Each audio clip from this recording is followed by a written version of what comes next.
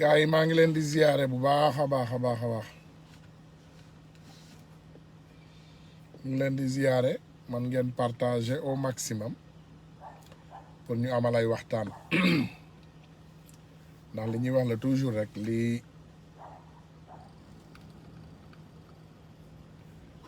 am solo te ñu ko war koo waxtaane ci suñu réew bari na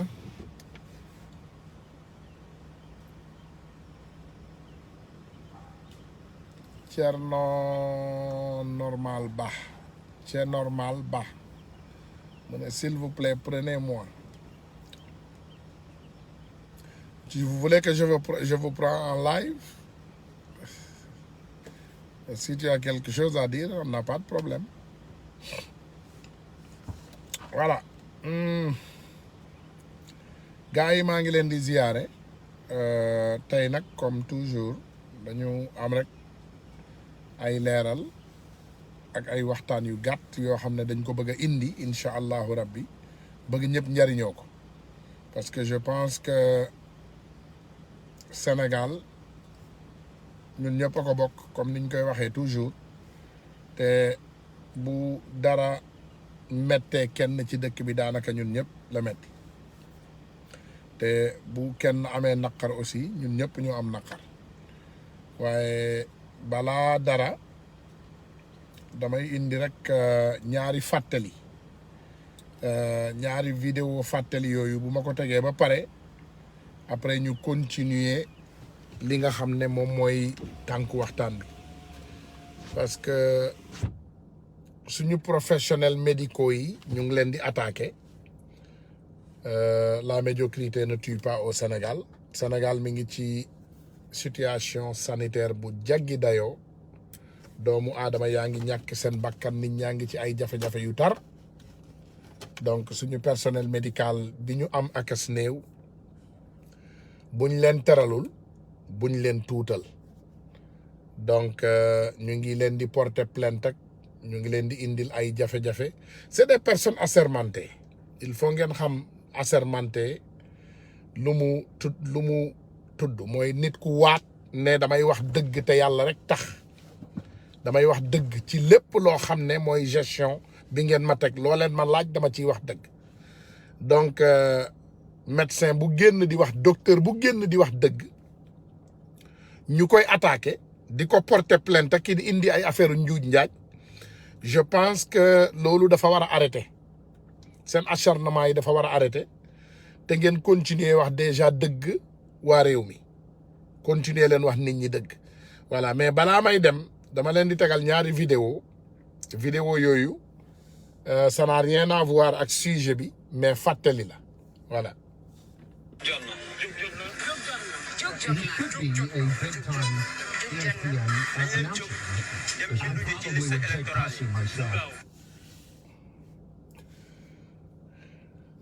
jot na jóg jot na jóg jot na jóg jot na jóg jot na jóg jot na nañ leen jóg dem. What happened here? Okay.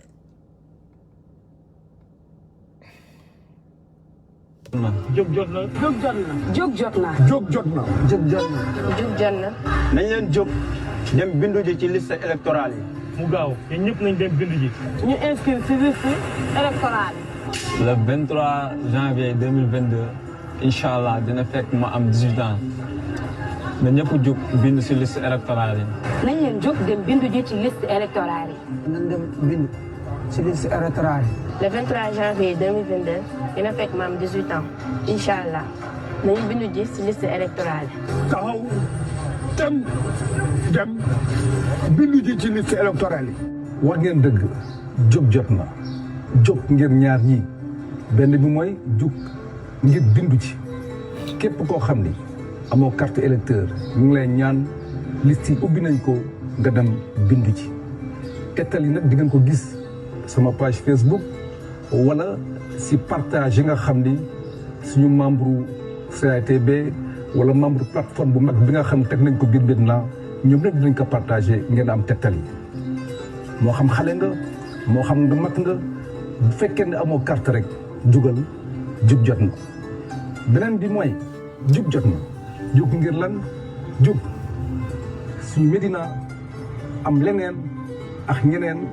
ak keneen jërë ngeen jëf. voilà boobu dama leen ko baaxee woon c'était pour fàttali rek doomu aadama yi beneen bi aussi ma indil leen ko parce que xam nga ñun dañoo nekk ci ab réew moo xam ne la médiocrité ne tue plus ay doomu aadama dañuy génn yor seen làmmiñ di mbali di wax rek mel ni jaare comme niñ koy waxee mel ni biir buy daw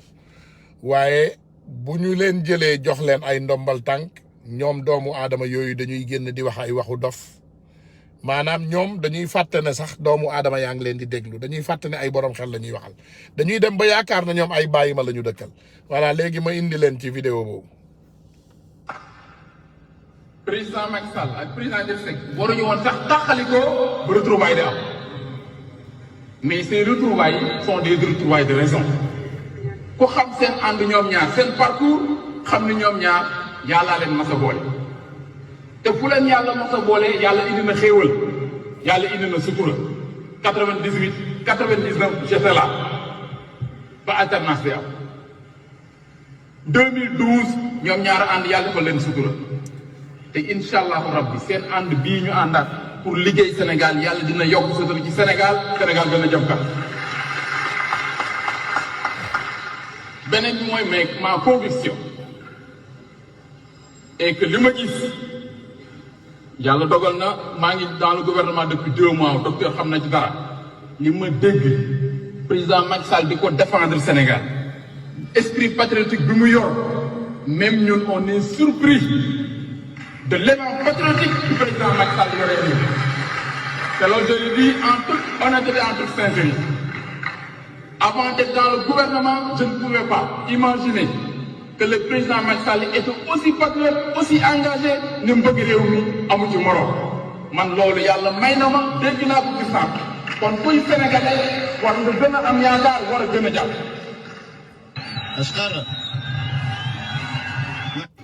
moo tax ma ne la Macky travaille plus pour l'étranger les entreprises étrangères que pour les entreprises sénégalaises dañu jël un juif américain jox ko marché bi pour les pavillons xam nga lan la def il a pris des entreprises sénégalaises signé ñoom contrat 7 milliards la leen fay su ñëwee wàcc avion ñu fay ko mu fay san entreprise sénégalaise yi jël bénéfice am net 16 milliards la taxé le gouvernement du Sénégal et le bilan soo 7 milliards la ci dépense au Sénégal il peut vérifier. C'est un juif américain président la rencontre aux États-Unis mu ne ko programme 10 000 li mu ñëw defal ko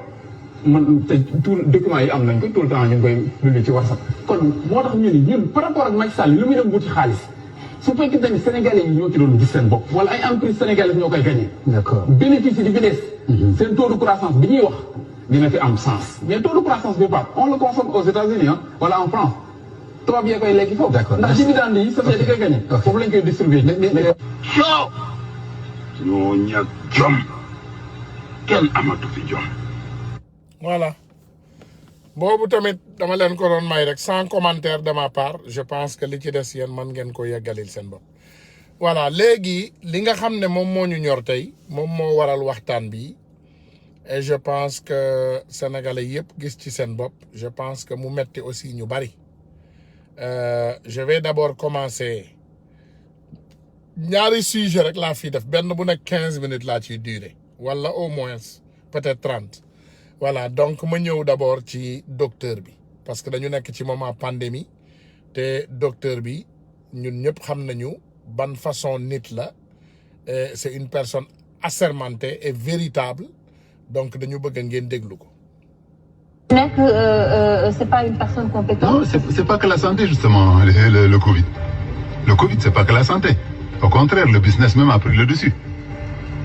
Les masques là, vous allez voir, ils étaient tombés à 2000 francs il y a 3 semaines. Ils sont en train de remonter. ñun tenue bi ñuy sol léegi pour mën a toppatoo benn Covid pour sauver notre vie pendant qu'on sauve la vie d'autres mais c'est remonté de façon honteuse. C'est une question que c'est même pas leur ça ne les regarde pas. Actuellement, si je vous dis que tous les matériels qu'on achète, c'est les enfants de ces ministres-là qui nous les vendent. C'est grave. C'est les enfants de tous ces ministres-là qui nous vendent le produit. C'est très très grave ça. C'est effectivement grave ce que vous êtes en train de dire. Les tenues qu'on achète nous dans le privé pour les masques qu'on achète, c'est des enfants ils sont dañuy jox seen doom xaalis dem leen jëndi masques yi ngeen jaay ko ci dëkk bi. doomu ministre yi ñoom ñooy dem di jëndi ay masques docteur c'est ça que vous voulez dire. di jënd ay équipements pour ñëw jaayaat ko. Bien sûr. wala est-ce que duñ ko jënd sax dotation bi ñu war a jox Sénégal am na fu ñu koy jaaree jël ko di ko jaayaat ci dëkk bi te kooku ça date pas d'aujourd'hui. Et l'État ne fait rien. Adrien Diop bii gaañu nekkoon le premier professeur de médecine son fils on a été ensemble mais nee na ma guddi 2 heures du matin la camion di garé seen buntu kër papa ji jóg signé papier bi oto bi dem oto bi di jubal hôpital am na feneen fu muy dem. te ça date pas d'aujourd'hui ça je vous dis ça date de quand j'étais étudiant de truc donc léegi est-ce qu'il y a même un magasin dans les hôpitaux? Dans les hôpitaux j'ai même l'impression que dans la pharmacie il y a pas de magasin. On a un magasin normalement nga prévoir si demain le palu vient est-ce qu'il faut augmenter les moustiquaires wala mais amul donc le plan aujourd'hui bu ñu ne la ñaati masque le gouvernement bi denc s'il propose de porter des masques s'il oblige les enfants de porter des masques et qu'il leur donne pas est-ce qu'on a un stock de masques? Est-ce que maintenant qu'on a su que le masque était important était stratégique et même un plan de guerre est-ce qu'on a un stock de masques aujourd'hui au Sénégal? Donc loolu nag ne la wax ne cette la logistique à mettre c'est pas une question de ministre de la santé c'est une question d'un général d'un commercial et d'un exportateur d'un importateur pour que au moins qu'on sache aujourd'hui où est-ce qu'on peut trouver les masques fan la masque yi gën a yomb tey mais xamuñ ko. Un docteur qui ne parle ni de politique un docteur qui ne manque respect à personne un docteur assermenté manatul wax li nga xam ne moom mooy dëgg ci am miim réew maanaam Sénégal docteur bu génnee wax digganteem ak yàlla aqullaay taalaam li nga xam ne moom dafa assermenté pour wax ko dañ koy porter plainte dañ koy yóbbu ci yoon te li grave xam nga man li tax ma porter plainte Sénégal grave il faut doomu aadama yi xam mais sinon dans un état normal porter plainte moo war mais ñun suñu justice dafa nërmeelu maanaam justice bi Macky Sall daf ko jël def ko ngànnaay maanaam ku wax lu ko neexul ñu yóbbu la fa te moom moo yor dogal yi nekk juge yu Sénégal yi yoratuñu dogal maanaam Macky Sall moo yor dogal yi ci Sénégal moom mooy dogal moom mooy buum di buum mi donc tey ku wax rek maanaam dañuy laqatu ci ginnaaw justice mais bu ñu demee justice ñoom dañuy def pression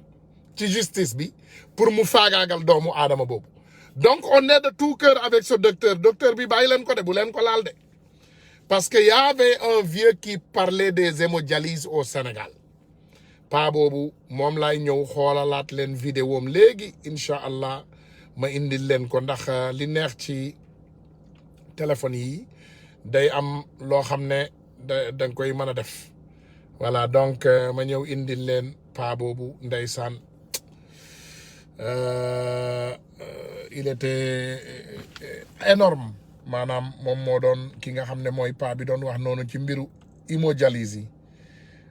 paa bi ndeysaan ñu faaga dem ba mujjee ñàkk bakkanam parce que génnoon na fi wax sénégalais yi dialyse bi niñ ko changé ci Sénégal matérielu dialyse yi ay nit di ko jaay ñu cheral ko nag lool donc borom doole yi duñ ci am ñàkk doole yi duñ ci am néew ji doole ji borom doole yi rek ñoo ko mënoon jënd parce que machine yoo xam ne tey dialyse kitu dialyse buy jar tey bu doon jar Côte d'Ivoire 8000 francs CFA Sénégal ñëw na multiplier nañ ko jaay nañ ko benn ministre muy ñëw di ko jaayaat presque à 40 000 francs le coup vidéo yi ñoo bari dinaa ci yegg jéggal leen ma tuuti rek ma ñëw ci dama bëgg a won leen vidéo boobu balaa may sori ci waxtaan bi comme ça au moins ñu am fu ñu teg mbir mi parce que c'est important li tax ñu bëgg vidéo boobu ñëw dafa am loo xam ne moom lañ ci bëgg a leeral attendez lii aussi naa ko tuddee rek comme maa ngi wër ci vidéo yi te tombé naa ci lii ma déglu leen ko rek c'est important ngeen bàyyi ci xel rek fàtte moo fekk jël voilà bu ñu paree ci vidéo bi dinaa ñëw ci vidéo boobu. Sénégal jëndal na ma jaasi ak kuur. looy wax ni Azou. waaw moo ñu fekk ñu toog ci buntu kër gi. voilà déglu leen fii. ci la ñu monté foofu nekk foofu xam nga njiitu réewu Sénégal jëndal na ma jaasi ak kuur. looy wax ni Azou. waaw moo ñu fekk ñu toog ci buntu kër gi mu ne ñu ana seeni arme ñu génne ay. instant mu ngi nekk président. ah non 2012 premier tour bu mu jeexee ba mu génn moom premier tour ba pare leer na moo war a dem deuxième tour mag Abdoulaye Wade ñun dañoo desoon këram ndax xam nga booy PDC dañoo saay-saay yàq rek la ñuy def mu ñëw nañu bon ana seen matériel ñu génne ay bantaay yi kenn xamul maag Moussa Ndiaye mu dem dugg si biir mu génneel ñu jaasi ak kuur na ñu téye leen góor day yor arme jaasi boobu ba tey mu ngi fii ma denc jaasi njiitu réew mu ngi fii ma denc jaasi Mahmoud Saleh mu ngi fii ma denc. voilà loolu. copain ma nekk la ma ne ko da ngay jël kuur bi man ma. dañu bëggoon ngeen am ci loolu firnde rek. kii mooy nervi yi ñu leen doon wax nervi Macky Sall yi yéen a ko déggal seen bopp président jënd na jaasi ak kuur jox ko ay doomu aadama mais nañu continuer ci li nga xam ne moom mooy essentiel waxtaan bi tey parce que bëgguma perte train of thought voilà ngeen jéggal ma vidéo yee bari mais dinañ ci yegg léegi bu soobee yàlla jéggal leen ma rek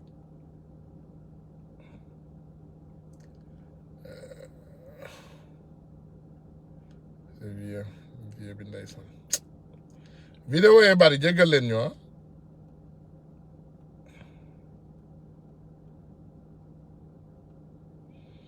baal leen ñu rek dama bëgg a teg vidéo boobu pour bu ñu ñàkk train of thought bi vidéo yee bari mais en attendant je pense que lu bari tey ci Sénégal ñun doomu sénégalais yi dafa am loo xam ne dañu war di ko bàyyi xel comme lu ñuy wax toujours ne nañu fàtte xeju fi dañu ànd ak benn état boo xam ne état de délinquant la état la boo xam ne ñun xam nañu luy maanaam seeni ay deal on les connaît c'est des personnes que nous connaissons bii tamit nag du ñàkk dina leen intéressé beneen vidéo la rek en attendant comme maa ngi wër ci vidéo yi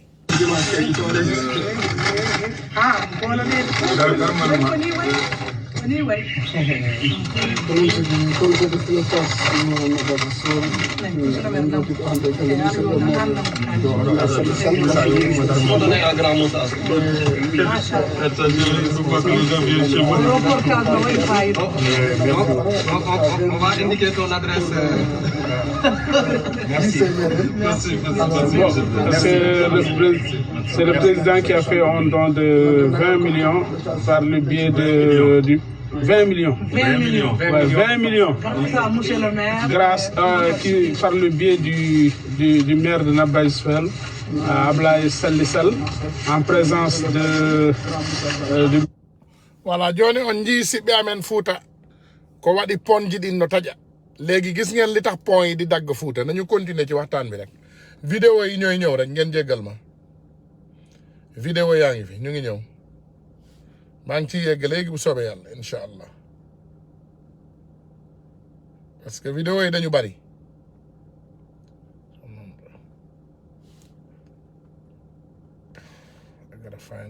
dama bari ay vidéo ba affaire bi da lay perturber baal leen ma de baal leen ma gars yi vidéo bi laay wër wala ku ko am rek pa bu représentant wu ñi nga xam ne moom mooy ki représenté woon gars yi hémodialyse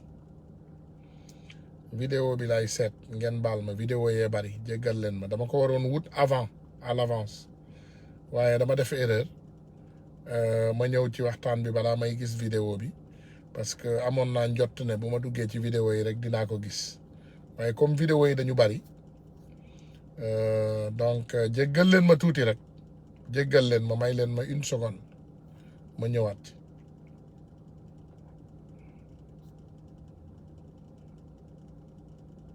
waaw ku ko am rek da nga koy dugal ci sama numéro 347 bi 347 514 2470 bi ku am vidéo bi rek yónnee ma ko foofu s'il te plaît parce que am naa ko mais dama koy xool ci sama vidéo yi dama bari ay vidéo donc du coup il faut ma dugg ci biir vidéo yi pour seet ko benn par benn pour ñëw ci voilà mooy paa boobu ndeysaan suñu kilifa gu baax googu génn na àddina dafa mujjee génn àddina problème mu hémodialyse bi nga xam ne moom la ñu doon wax ci Sénégal ak ni mu méttee ak hémodialyse bi ni mu chéré pour nit ñi def dialyse kit bi mujj gi dañu multiplier prix bi par 8 presque voilà njëg li dafa dem ba ñu multiplier ko par juróom-ñett donc tey ku waroon fay 8000 francs ci dialyse presque yaa ngi mi ngi lay dikkee ay 60 000 francs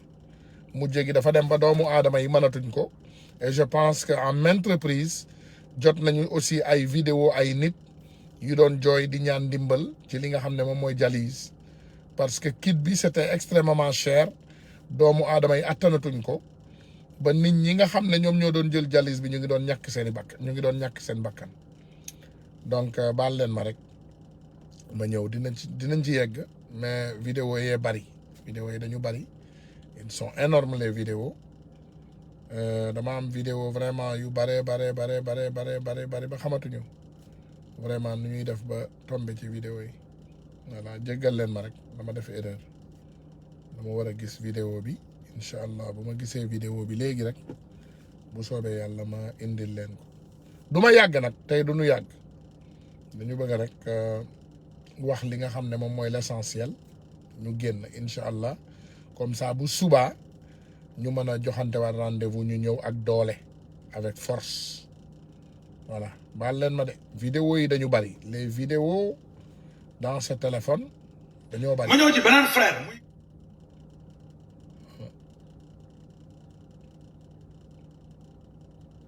baal leen ma de vidéo yi dafa bari dafa sakkan c'est extraordinaire vidéo yi ñoo bari baal leen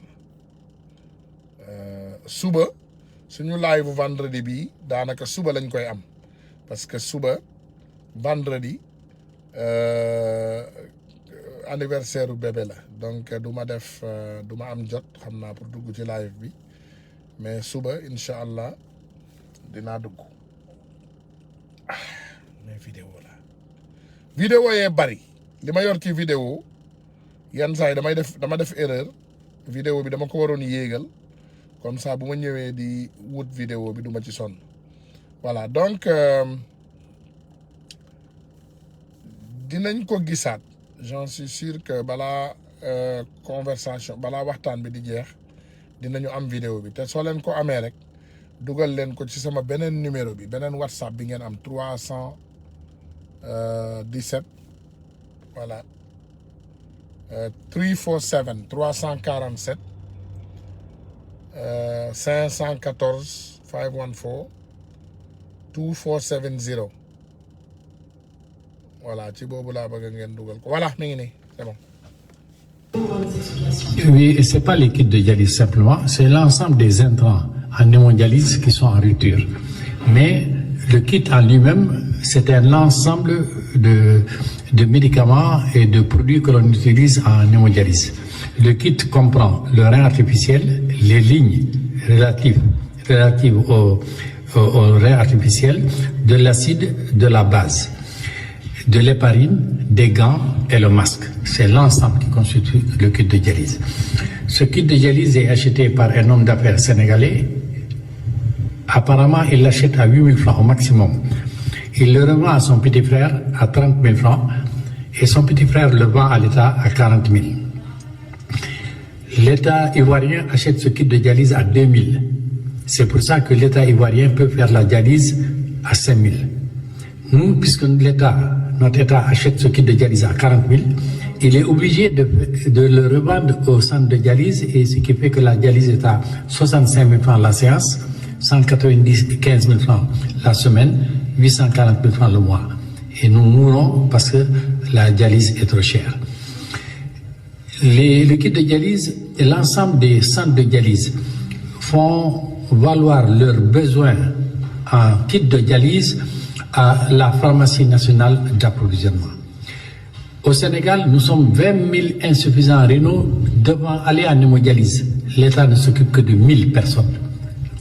Les 1000 personnes, chacune de ces 1000 personnes doit consommer 144 kits de dialyse par an. Donc, la pharmacie nationale d'approvisionnement doit acheter 144 000 kits de dialyse par an. Ces kits de dialyse sont payés par la CMU, la couverture maladie universelle. Mais si la CMU, au lieu d'acheter le kit de dialyse à 8 000 francs, l'achète à 40 000 francs, au lieu de payer 1,5 milliard, la CMU va payer 5 milliards. Il y a 4 milliards qui disparaissent entre le ministre Diouf Sarr et le nouveau ministre Mansour Faye. Entre ces deux ministres, ils doivent savoir pourquoi est-ce que l'État perd 4 milliards dans l'équipe de dialyse. Et ces gens s'approvisionnent. En allant dans un privé, vous achetez à crédit. Mais un crédit n'a pas pour suite un crédit. La suite d'un crédit, c'est un paiement. Donc quand vous empruntez 4 milliards et vous venez pour réemprunter 4 milliards, on vous dit non, payez les premiers 4 milliards. La pharmacie nationale d'approvisionnement étant en faillite, parce que la CMU est en faillite, les centres de dialyse sont en faillite. Si nous, les malades, nous restons une semaine sans faire de dialyse, nos pieds enflent, nos yeux enflent, nous commençons à tousser et notre cœur explose. Si nous faisons une dialyse chaque 2 semaines, ou bien nous faisons 2 dialyses chaque 6 mois, nous mourrons. Nous dépendons du kit de dialyse. Nous ne pouvons rien faire, c'est l'État qui doit faire quelque chose. L'État d'abord doit savoir que le coût de ce kit de dialyse a un surcoût. C'est-à-dire qu'il faudrait qu'on recherche quels sont les voleurs au niveau du circuit du kit de dialyse. Pourquoi un kit de dialyse qui vaut 8 000 francs, l'État l'achète 40 000 depuis 2011. Ça vaut 8 000 francs. Dans tous les pays du monde, on l'achète à 8 000. Toi, État sénégalais, tu dis que je vais l'acheter à 40 000. Forcément, tu n'as plus d'argent. Maintenant que ça sort, que tu n'as plus d'argent, la pharmacie est en faillite et vous, Madame Signaté, vous devrez aller voir la pharmacie nationale d'approvisionnement. Leur immeuble va même tomber, va s'écrouler sur eux. Ils n'ont que des grands magasins. Au lieu de vendre des médicaments, ils vendent de l'eau. Ils n'ont que des bouteilles d'eau à la pharmacie nationale d'approvisionnement. Ils ne vendent que de l'eau. Ils sont en faillite partout. La CMU, qui dépendait du ministre de la Santé, Mansour, comment il s'appelle encore, Diouf là, Diouf Sarr. Maintenant, la CMU, couverture maladie universelle, dépend de Mansour Faye. Il faut qu'il fasse une passation de service, parce que moi, je dénonce. Je dis qu'il y a 4 milliards volés dans le circuit des kits de dialyse. Je ne parle pas des médicaments. Les médicaments, encore, c'est plus gros, mais rien que pour les kits de dialyse. En se référant à nous, les insuffisants rénaux, il y a 4 milliards qu'ils volent depuis 2011. Il faut que l'on audite les kits de dialyse. Mais toutes les personnes qui entrent en dialyse, actuellement au Sénégal, tous les centres de dialyse sont pleins. Il y a 750 personnes dans le public et 250 dans le privé. Les personnes qui sont dans le public ne payent pas. Mais les personnes qui sont dans les privés payent chaque 2 jours 65 000. Donc 195 000 francs la semaine, 840 000 francs le mois. Tous les centres étant pleins, n'importe quel malade qui rentre dans un centre public ou privé, il est plein, tu ne peux pas, il n'y a plus de moyens, tu meurs. Tous les nouveaux hémodialysés meurent. Il y a 4 000 nouveaux cas par an. Tous les 4 000 nouveaux cas ne sont pas pris en charge ni par le privé ni par le public. Il y a 1 million de Sénégalais qui sont insuffisants rénaux sans le savoir. Chaque fois que vous voyez un Sénégalais qui le matin déjeune avec 5 morceaux de sucre,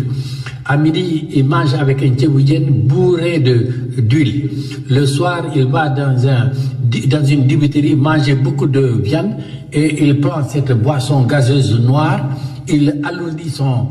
sang, il entre en hypertension ou en diabète et il finit en hémodialyse. L'hémodialyse actuellement, c'est la maladie la plus pourvoyeuse de mort au Sénégal. On l'appelle la tueuse silencieuse. Mais nous, depuis 2011, en dialyse, le rein artificiel, on l'achète, si vous voulez, à 5 000 francs et on le vend à 40 000. Personne ne dit rien. Les Sénégalais ne sont pas intéressés. Il y a de la magouille. Mais les Sénégalais, d'une manière générale, ne s'intéressent pas à l'hémodialyse parce qu'ils ne sont ni hémodialysés, ni un parent hémodialysé. Mais quand cette maladie rentre dans une famille, ça éponge toute la famille et ça tue le malade. Ça fait 10 ans que je parle, 10 ans que je dénonce cette magouille. Mais les gens ne font rien parce qu'ils se... Ce vieux est mort. Dama bëgg rek wax leen ne paa bi doon dénoncé nii génn na àddina. Yàlla na ko yàlla yërëm te yéexe ñu, yàlla na ko yàlla xare àjjana. Oui, c'est pas l'équipe de dialyse simplement, c'est l'ensemble des intrants. Le Sénégal n'est plus un pays où la dignité de l'être humain est respectée. Balaa may dem ci mbir moomu dafa am benn fàttali aussi bu may ñëw pour fàttali leen xëy na ngeen fàttali ko waa ji.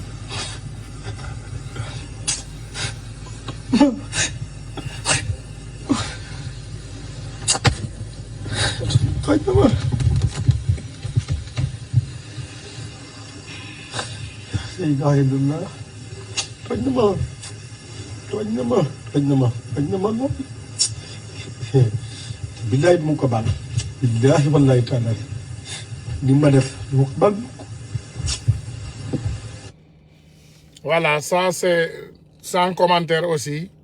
Ñu continuer ñëwaat encore ci li nga xam ne moom mooy toujours rek suñu vidéo yi. Dama leen di indil beneen vidéo boo xam ne c'est important ñu yegg ci incha allah ndax dëkk bi ñu ne comme niñ koy waxee toujours dañ ci am ay responsabilité on est aussi des Sénégalais, n'est-ce pas? Voilà, donc damay ñëw indil leen lii. Bonjour le président Macky Sall, le professeur Serigne Khadimou Rassoul, vous le savez, je suis arrivé sur le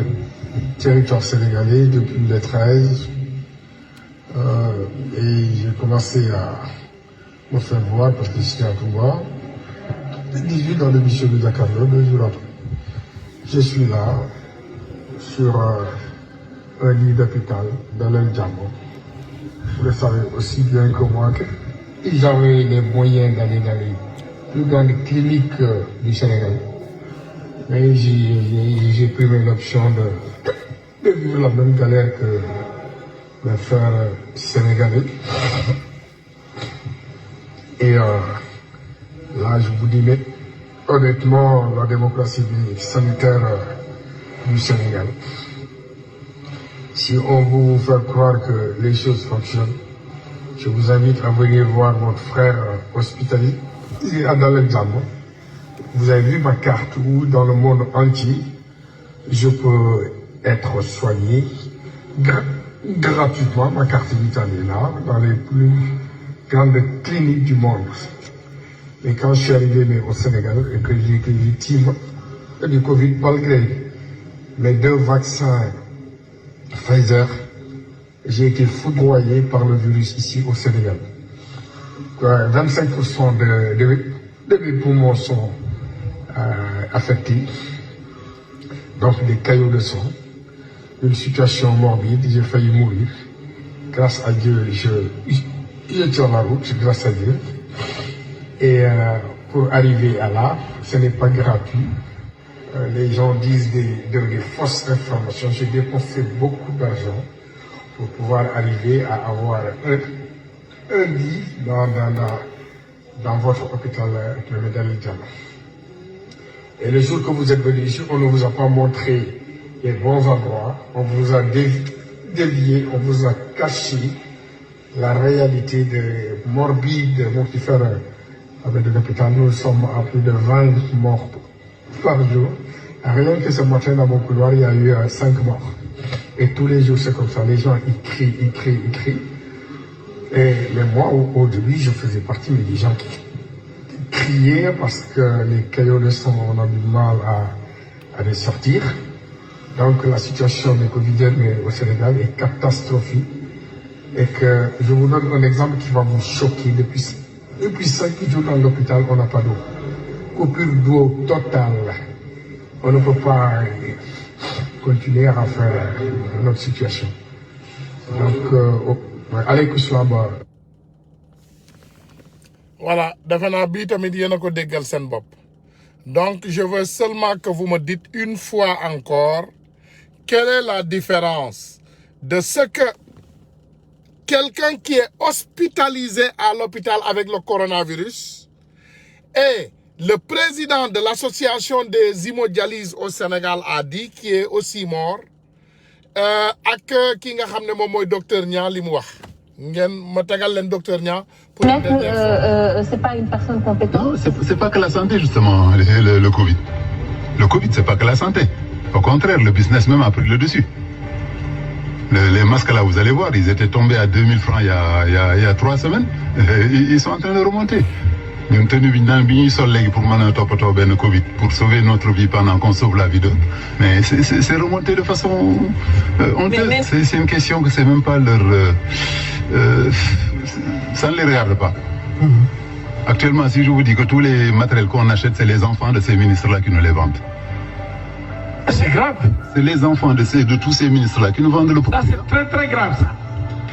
C'est effectivement grave ce que vous êtes en train Les de tenues dire. qu'on achète nous dans le privé pour les masques qu'on achète, c'est des enfants. Ils sont di jox seen doom xaalis dem leen jëndi masques yi ngeen jaay ko ci dëkk bi. doomu ministre yi ñoom ñooy dem di jëndi ay masques docteur c'est ça que vous voulez dire di jënd ay équipements pour ñëw jaayaat ko. Bien sûr. wala est-ce que du ko jënd sax dotation bi ñu war a jox Sénégal am na fu ñu koy jaaree jël ko di ko jaay ci dëkk bi te kooku ça date pas d'aujourd'hui. Attendez. Je vais même le vous rendre plus facile. Mais xanaa yéen xamu leen ne 90% des voitures du gouvernement du Sénégal Macky Sall da koy jaarale ci doomam Amadou Sall pour jëlaat ko dugal ko ci état bi maanaam la magouille du Sénégal 90% des voitures du Sénégal de luxe Macky Sall day jël xaalisu Sénégal jaarale ko jënd tappale bi ñëw jaarale ko ci doomam pour dugalaat ko encore ci marché bi ñu njuuj njaaj xaalis bi 90% des voitures du Sénégal. Même corona business bi nga xam ne ci ceeb bi la woon est-ce que yéen a ngi fàttaliku ne Mansour Faye dafa jox contrat bi maanaam Amadou Sall encore une fois jaarale ko ci benn libanais boo xam ne foofu la Amadou Sall doon demee di lekk ay shawarma. C'est ce qui se passe au Sénégal. Voilà. C'est ce qui se passe au Sénégal. Donc c'est ça les réalités. Léegi pare nañu ci boobu ñu ñëw ci waxtaan bi nga xam ne moom laa doon laal démb muy Youssou Ndour Youssou Ndour plus connu musicien international plus connu patron de presse voilà ministre du tourisme au Sénégal et aujourd'hui je pense qu'il est conseiller spécial de Macky Sall bu ma juumul ci li nga xam ne moom mooy affaire art ak xawma je ne sais quoi voilà donc Youssou Ndour encore une fois un jeune a été assassiné devant sa porte ñoom nee nañu waa ji dafa xaru parce que dafa dof comme ils le font toujours amoon na defe na temps waxoon nañ leen fi benn booy boo xam ne bu ma juumul booy Youssou Ndour la woon aussi xaw ma Ngone Ndour ils savent de quoi on parle kooku dañ ko accusé woon sàcc encore ci kër Youssou Ndour waa ji yàgg ak Youssou Ndour yàgg boo xam ne xam naa dañ ko bëggoon dàq xamuñu fu ñu koy jaarale ñu accusé ko sàcc waa ji xaru rey boppam donc ce jeune là c'est un jeune technicien man biñ ko waxee rek sama xel dafa ñaaw ci ñaari mbir la dem mooy fraude électricité bi ak li nga xam ne moom mooy fraude antenne bi xam nga sénégalais yi dañuy gaaw a fàtte mais am na benn jour boo leen fàttali ko boo leen demee ci page yu Youssou Ndour ci publication balaa affaire sàccum courant bi di feeñ dafa def këram yëpp panneau solaire ci kaw mu ne Aïda et moi on décidé de mettre des panneaux solaires nangam chez nous bu fekkee yéen a ngi fàttaliku li may wax publication bi ñu bari ci yéen gis ngeen ko on ne va pas s'acharner sur lui parce que aussi c'est un citoyen sénégalais dañuy wax rek li nga xam ne mooy suñu aqulaay taala parce que dañu yàgg ñëw di wax doomu sénégalais yi Youssou Ndour ban façon nit la nit ñi ne la il a embauché 1000 sénégalais il a embauché 2000 xaw ma 3000 sénégalais parce que ñoom dañuy fàtte ne au Sénégal avec 1 milliard tu peux embaucher 10 000 sénégalais boo sàccee 100 milliards nga jël 1 milliard embauché si 10 000 sénégalais ñu ne tu es un héros national non tu es un délinquant parce que les 94 milliards ne sont jamais vus Youssou Ndour un jeune a été assassiné devant sa maison parce que dafa génn mu wax muy ñaan muy laaj mu ne dafa dem pour jëli xaalisam kër Youssou Ndour léegi bi mu demee vraiment Youssou Ndour daal di alhamdulillah voilà Chaba Niang amin ya rabbi Chaba wax nga dëgg de Youssou Ndour kay li muy def un membre de famille de moi le fait man ci sama bopp maa koy porter plainte wala ma rendi ko sànni ko Youssou Ndour kay li muy def ñaanuma yàlla sama membre de famille def ko mais nag aussi excuse-nous nous on est ay góor pire lañu te duñu jël loo xam ne vraiment ça concerne tout le monde loolu la Chaba nga jéggal ñu merci voilà donc Youssou Ndour dañu bëgg a xam rek ñun waxuñu dara dañu bëgg a xam exactement ce qui se passe avec ce jeune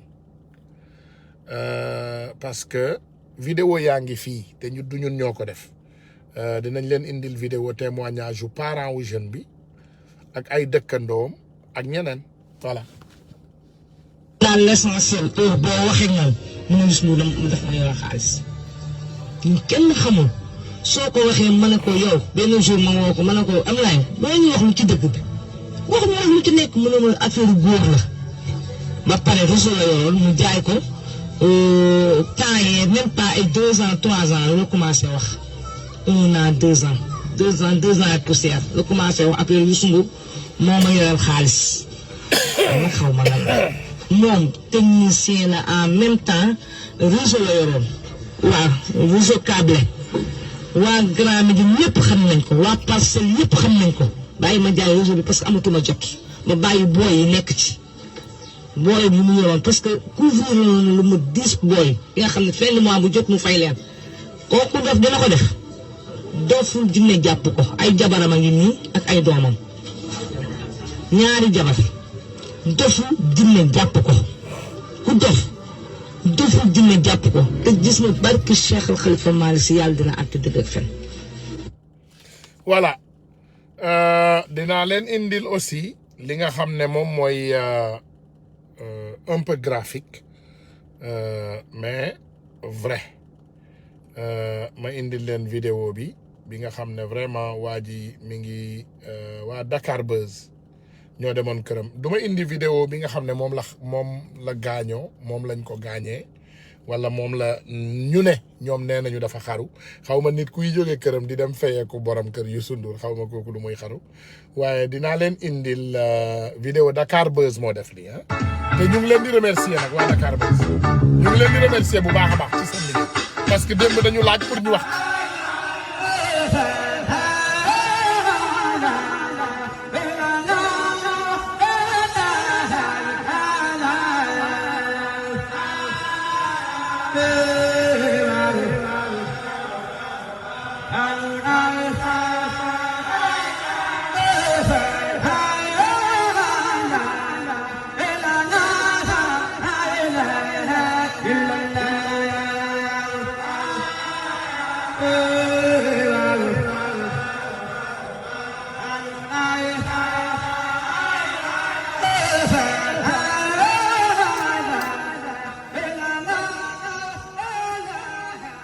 asalaamaaleykum suñu mbokk yi nga xam ne yéen seetaan Dakar Buzz nuyuwaat nañu leen di leen jaajëfal ñu ngi fii nag tey ci famille ki nga xam ne moom la ñuy wax Abdoulaye Ndiaye te mu ñàkk bakkanam foofu ci kër buntu Youssou Ndour te ñu jot nag ay xibaar nañu koy defee saa su ne bu Dakar Buzz yi dara da ci andi ay leeral ak gindi askan wi ngir rek ñu mën a xam mbir yi naka la demee ndax xibaar yi wax nañu ne dafa doon liggéey ñeneen ñi ne xelam neexul ci jamono ji nag ma nga ci hôpital Dantec ngir rek def li nga xam ne mooy autopsie docteur bi na la xam ci yenn condition lañ ko faatee ñun nag ñu nekk fii ci kër famille yom toog ak doomam bu góor nga xam ne mooy taawam rawatina nag ki nga xam ne moom mooy yaayam bi ko jur na la séq ak moom waxtaan yaay ñu ngi lay nuyu. yow maa ngi lay fay. naka nga tudd. man may mën a si. yow yaay ci Abdoulaye Ndiaye loo ñu mën a wax ci moom. Abdoulaye Ndiaye baax na Abdoulaye Ndiaye am na yërmande amul caaxaan saa yu xëyee nag day xëy ni maa ngi dem ko Youssou Ndour am na sax ñu ma fa xam. soo ko waxee ba laal la ma ne ma yaay affaire la bu am un jour ñu woo ma fii man ma dem naa bu buntu télé ba waxtaan ak ñoom fekk fa gardien bi ñu ko yéen ñëpp baal leen ma ak ñu kooku ne ma mais amul benn problème Ablaye fekk ma ne ma yaay soo gisee mu mën a taxaw ci buntu kër Youssou Ndour du saaga te Youssou Ndour génn wax ma dara am na lu nekk si biir mais ko Ablaye lan la mu ne ma yaay na ma jox rek na ma jox waaw man Youssou Ndour benn kii nekk foofu te sant Diop moom ma lëng Ablaye ànd ak waxtaan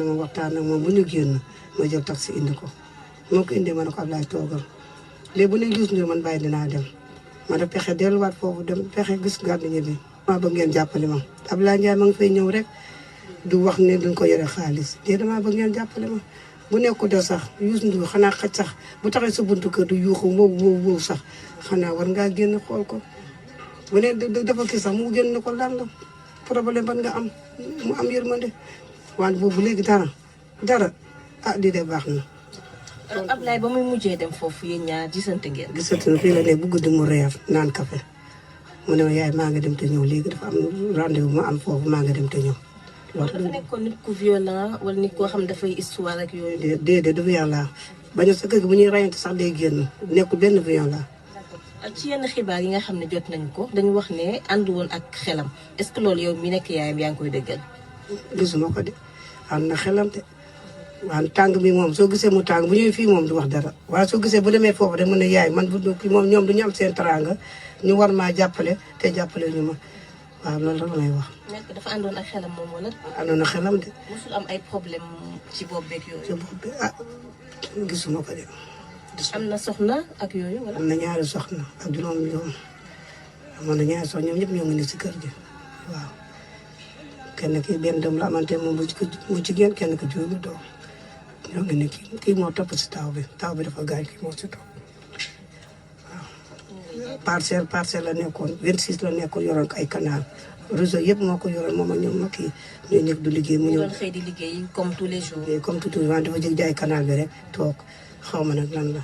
soxna si ñu ngi lay nuyu. maa ngi leen di fay. nga fàttali ñu tur bi. Kumba si laa tudd. noo bokk ak Abdoulaye Ndiaye. Abdoulaye Ndiaye man ak yaayam ñoo bokk ndey ak baay. mbir mi noo ko yëgee. dañoo toog ba jour boobu dafa yendu 2 jours muy dem pour ci rajo Youssou Ndour bi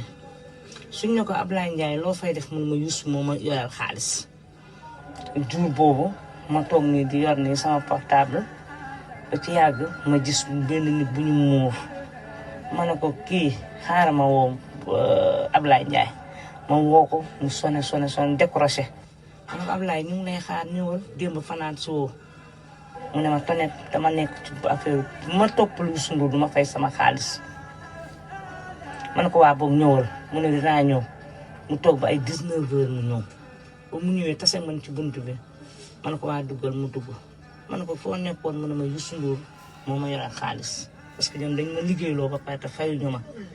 léegi dama bëgg mu fay ma sama xaalis ma ne ko boobu da ngay tëdd ba suba nga sangu dem lekk naan mu ne ma bu soobee yàlla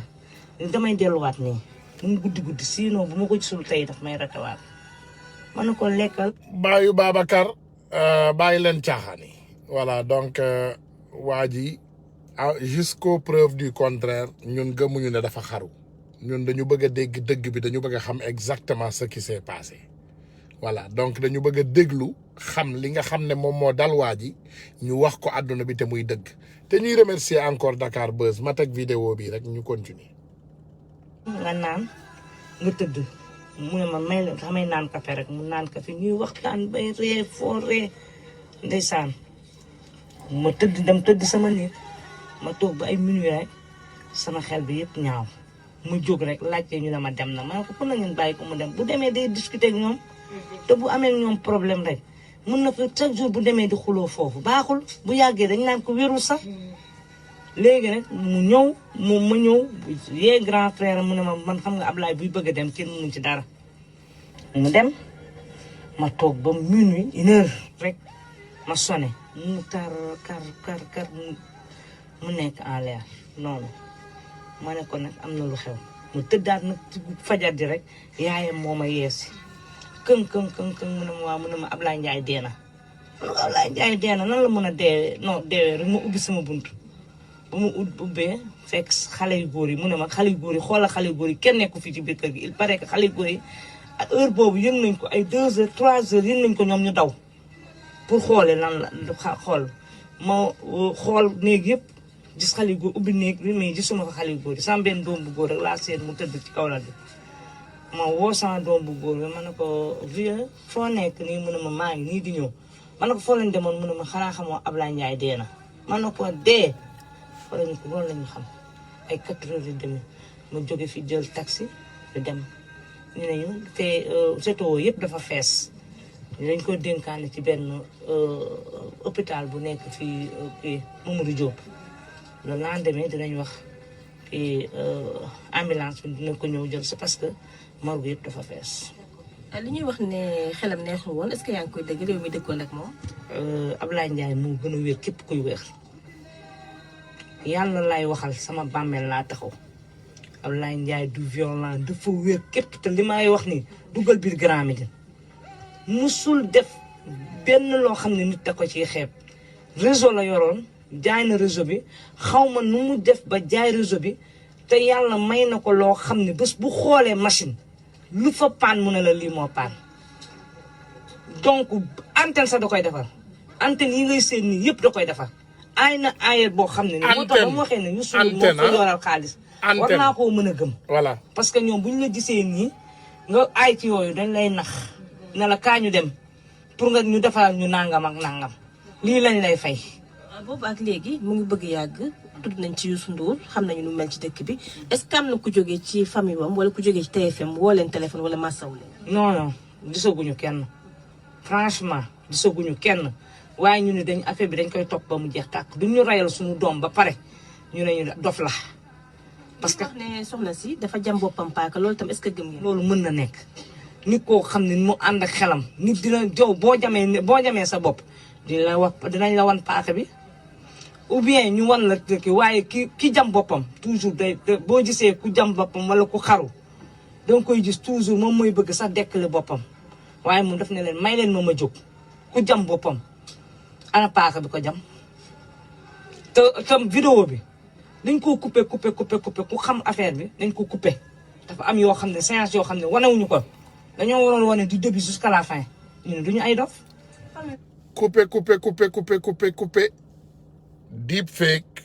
deepfake alerte deepfake damay wax rek nañu continuer. muy réclamer justice te dañuy dem ba jeex takk Ablaye Ndiaye dafa am ay dobar am ay doom duñ ñu reyal suñu doom nag di ñu sosal wala di wax yaakaar na xëy na dañ koy gis noonu muy taxawaalu rek di laajte saagam di laajte xaalisam ñu ne kii amul ay mbokk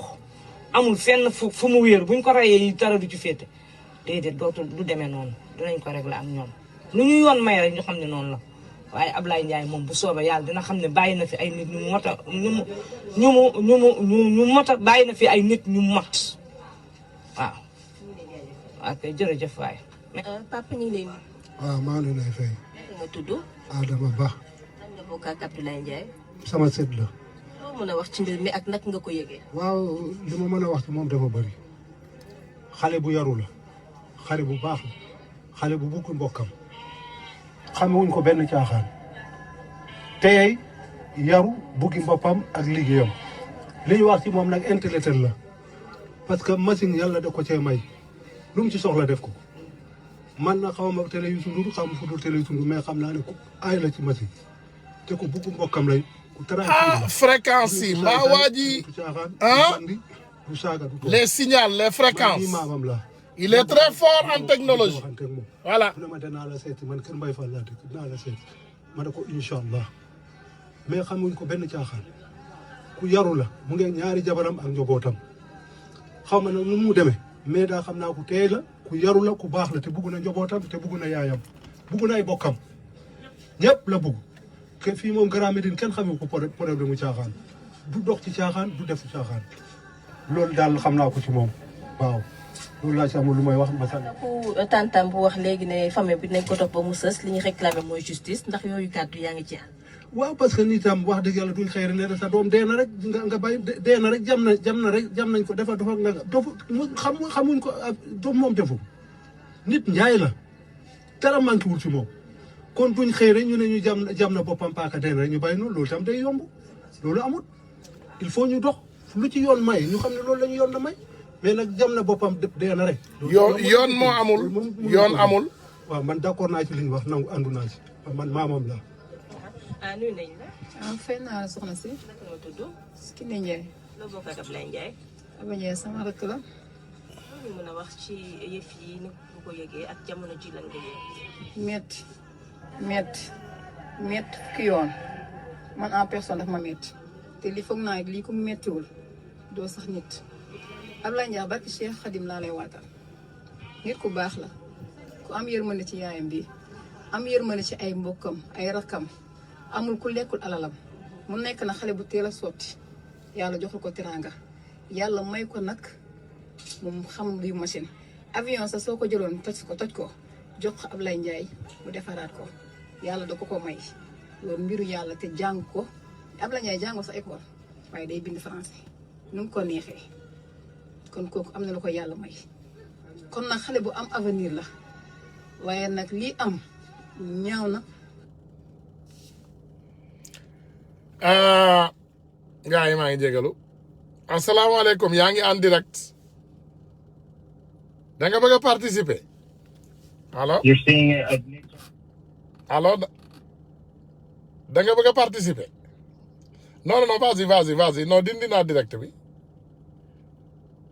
man rek la kenn déggu la waaw ok voilà c'est bon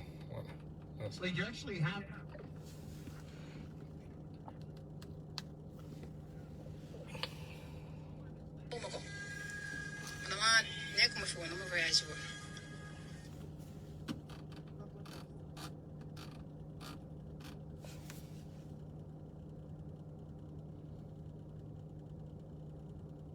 appel sonné na ci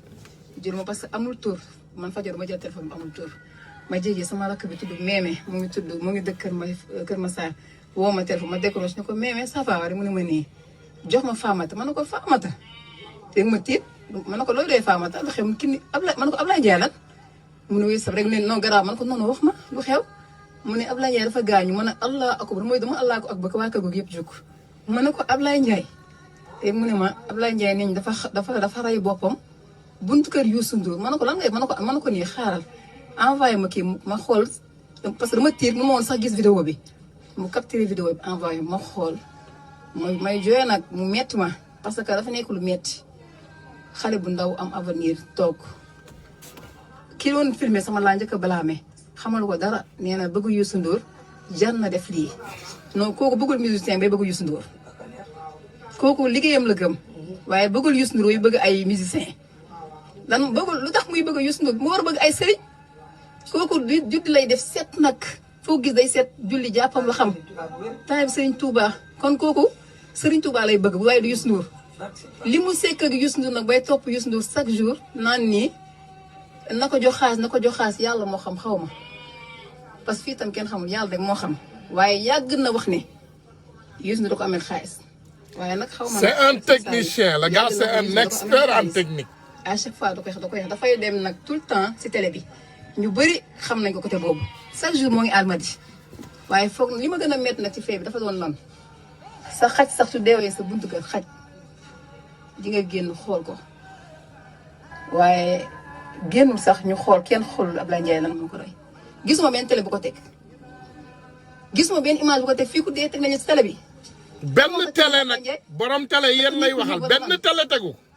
lan moo tax benn télé lan moo tax Ablaye Ndiaye oh vraiment c'est nit bu dee ñu ne dañu dee réseaux sociaux yoo ko tege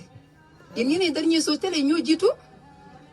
même su nekkee ne sax Ablaye Ndiaye ñoom ñoo jàpp ne dafa dof ñoom ñoo ko wax de ñu de waxuñu ko ñu ne ay famem même su nekkoon ne dafa nekk exemple tey mu nekk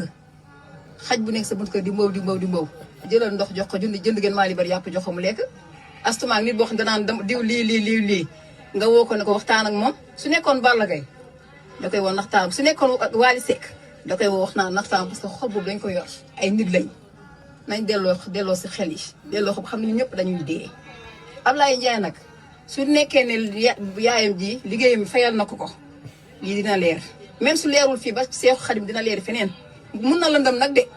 bañ a feeñ waaye dina leeri feneen barke Seexu Xadim parce que dafa dimbale yaayam dimbale ay waajuram dimbale ñëpp barke sëriñ loolu nag moo tax mu metti ma de Ablaye Ndiaye dafa am avenir dimbale ñëpp nekk nit ku baax man daf may ñaanal sax su ma gisee ki ne ana borom kër yi ma ne ko nii amaguma kenn da nga war am nit ku baax parce que ne da nga baax da nga yii sa àll du la bëgg il faut nga am milliardaire di jàppale ñëpp damay ñaanal chaque jour naan ma yaa gën a tooy ñoom ñenn yaa gën a set dalay ñaanal ñaan su la gisee dalay wormaal barki sëriñ si wormaal respecté nit xam nit non buñ ne dafa dof Ablaye Ndiaye daful dara jotu ko. yaay ñu ngi leen nuyu yéen ñoo ngi lay fay. naka nga tudd. Penda si. tànta nga ci Ablaye Ndiaye. tantaam la maa ngi yaay nekk. loolu ñu mën a wax à part témoignage yi nga xam ne tey ji yaayam ak ay sëram wax nañ ko. Ablaye de lépp lu ñuy wax ci moom la lu baax waxuñu ko Ablaye baax na bëgg nay mbokkam bëgg nay rakkam amul kenn koo xam ne mi ngi dund fii ci biir kër gi te lekkul dërëm mu Ablaye Ndiaye. Ablaye Ndiaye liggéey rek la xam bu ñu waxee ne dafa dof ñoom ñoo dof waaye du Ablaye Ndiaye kooku nit Ndiaye lay wax Ablaye Ndiaye baax na yéene na ñëpp lu baax yéene na ñëpp lu baax Ablaye Ndiaye de xanaa di ko ñaanal rek waaye nag yii duñ ko bàyyi nii ndax nit ñi dofuñu ku jam bu mu fekkee dafa jam boppam nan ñu génne preuve bi nan ñu génne dàllam yi nan ñu génne paaka bu mu yore woon ba arme bu mu yore bi nan ko génne waaye gis ñu dara gis nga affaire bi dañu koo dagg nan ko jëm commencé ci au commencement ba fin bi waaw ndax fu mu toogee di wax nii dimbale leen ma jóg toog dimbale leen ma jóg mu toog am na ko doon waxanteeg moom kii doon waxanteeg moom di ko filmer kooku amul woon droit sax di ko filmer nit koo xam ne mi ngi ci dund ak dee nga di ko filmer muy wax ngay waxanteeg moom loolu dañ koy topp de loolu moom dañ ko bàyyee noonu Ablaye nag dañ koy ñaanal yàlla fi mu jëm yal na ko gën a fi mu jege waaye ñun ñëpp am na naqar ñun ñëpp képp ku la wax ne amul naqar ci affaire Ablaye Ndiaye bi waxoo dëgg Ablaye Ndiaye daf ñoo bëgg Ablaye Ndiaye daf ñoo suturaal bu kenn koo xam ne xale yi bu la gisee mi ngi lay ñaanal mi ngi lay may man tantaam laa tax na man maa ko jur fu ma gis mi ngi may bokkal xaalis liggéey na la xam kanaalam bii mu doon def wax dëgg yàlla Ablaye jàngul dafa dal lu kii wax rek jàngul dafa dal waaye technicien lépp loo teg Ablaye Ndiaye mën na la ko defaral waaye cat dugg na Ablaye Ndiaye bett nañu waaye kii def lii yal na ko yàlla feeñal ci day Seydina Muhammad Rasulullah bu dee doom bu set wecc la yàlla dina leeral yëpp ñoo ngi ko teg na ko ci loxo sunu borom yal na preuve bi génn ci day Seydina Muhammad Rasulullah loolu rek la ñuy ñaan. alors ginnaaw bi ñu nekkee fii nga xam ne mooy waa kër Abdoulaye Ndiaye ci li nga xam ne moom la ñu waxoon sànq ne dafa faat boppam ci jamono ji ñuy fàttali ne ñuy def autopsie ba tey témoignage yi nga xam ne yaayam ak tantaam ak sëram wax nañ ko yow nga nekk ci famille bi présenté wuñ wax ñi lan nga doon ci Abdoulaye Ndiaye noo tudd. Racky Sy. loolu ñu mën a wax ginnaaw témoignage yi nga xam ne dégg nañ ko léegi. liñ ci wax lépp ci ne de wax dëgg yàlla. damay voilà confirmer rek je pense que dafay nekk benn répétition vraiment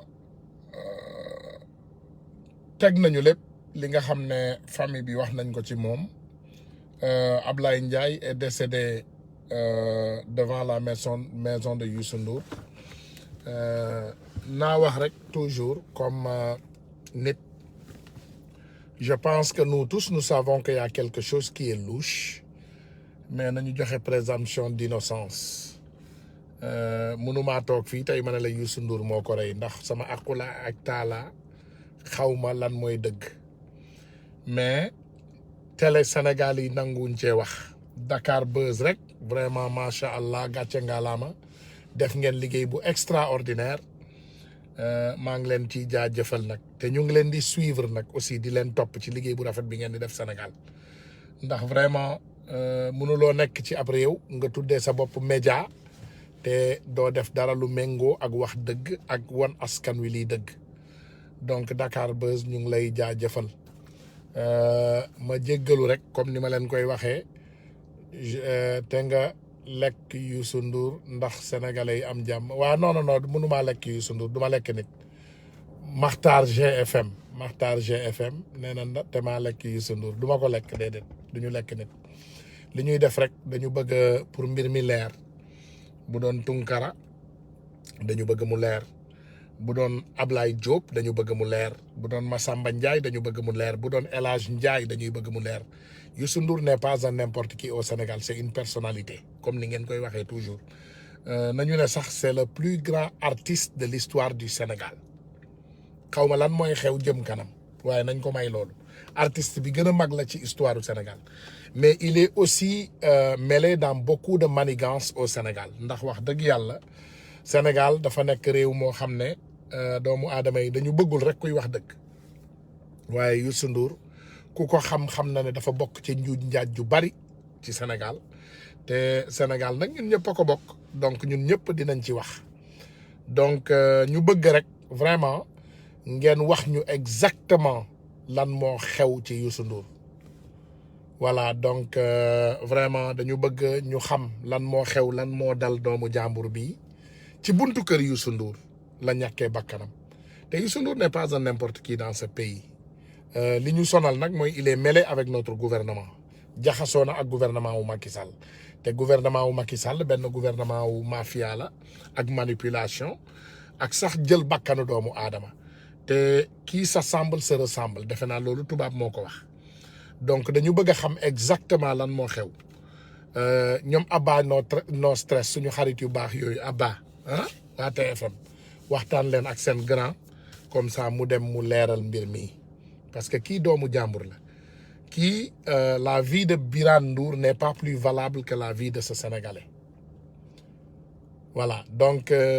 vie wu Birane Ndour bakkanu Birane Ndour gënul important bakkanu Sénégalais bi bakkanu doomam yi gënuñu valable bakkanu doomu Sénégalais bi d'accord peut-être amul alal moom bi mu am alalu àddina bi mu am boo xam ne setut waaye le jeune là c'est un Sénégalais et je pense que justice dafa war a am yoon ci moom comme ni muy amee yoon ci bi yeneen doomu Sénégalais yëpp te mu leer nag bii yoon dimbali leen ñu rek bu leen fi indi beneen njuuj njaaj parce que boo leen leeralee dossier bi day tax ñun ñu teel ko wàcc mais boo leen leeralul dossier bi dinañ ko indi di ko topp te bëgguñu leen juger nag ci réseaux sociaux yi voilà bëgguñu leen juger ci réseaux sociaux yi mais je vous garantis que affaire Ablaye Ndiaye bi teg naa ko ci sama bopp bi ni mbaxane comme sénégalais yi ñàkk seen bakkan yëpp ci injustice mais vraiment dañu bëgg xam lan moo xew ci waa ji muy doomu jàmbur muy technicien muy nit koo xam ne il n'a pas eu l'opportunité d'aller se faire nu ma ko mën a waxee pour mu leer il n'a pas eu l'opportunité d'aller à l'école dans les grandes universités comme les enfants de Youssou Ndour mais il s'est fait la vie gars yi nee nañu technicien bu mag a mag la bu am ay réseau xaw ma ndax xam ngeen réseau yooyu vraiment defe naa xam nañu réseau yi réseau ay câblage ak yeneen xam nañu gars yi am réseau yooyu particulièrement c'est des personnes qui ont beaucoup de connaissances dañuy dem ci réew nag xam ne ñoom dañuy créer sax seen ay antenne bopp te defe naa bu ñuy wax Youssou Ndour ne antenne ne signal ne courant xam nañu ne peut-être am na lu louche loo xam ne bugguñu mu leer ci boppu sénégalais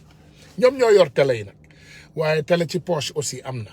donc dañu bëgg lépp loo xam ne mi ngi ci mbiru Ablaye Ndiaye bii mu leer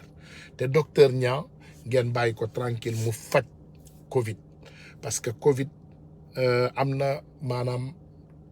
tas boo xam ne tas na ko ci biir Sénégal tey boo xam ne doomu sénégalais yi dañu soxla suñu docteurs yi voilà boo leen ñu mënul yokkal ay docteur bu leen ñu wàññil ay docteur bàyyi leen docteur bi mu liggéey mu def liggéeyam donc gars yi rendez-vous bi suba la suba incha allahu rabbi dinañu am live bu yaatu bu soobee yàlla dinañu may doomu aadama yi aussi ñu participer képp koo xam ne am nga loo wax dinañ la may temps ñu wax ko parce que vendredi du ma dugg ci live bi parce que vendredi anniversaire u sama caat la donc caat moo may accaparer vendredi vraiment moom laa bëgg a jox sama temps yëpp donc mais bu soobee yàlla suba li ñu war a wax vendredi lu bari dinañ ko wax suba bu soobee yàlla ak dimanche incha allahu rabbi